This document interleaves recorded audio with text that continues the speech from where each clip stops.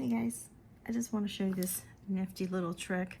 If you weed on black and some of the other darker colors as well, it's kind of really hard to see even when you put a light on shining on it, unless you use the Brightpad and that shines from below.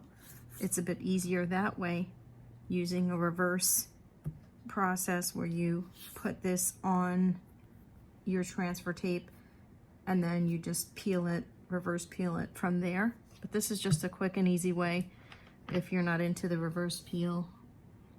This is just my regular, it's not a permanent vinyl. I'm gonna put it on a cup, but I'm gonna take it off after I glitter it. So I wanna be able to see the letters and the little details in between here a little better. This is my little puffy. You can use cornstarch in whatever you want, but there's cornstarch in here.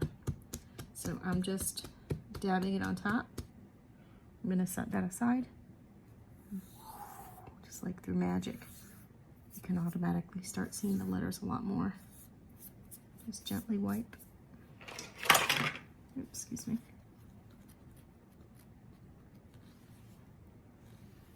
I'm not gonna wipe it all off, but just enough, and you can really see the letters stand out and the details.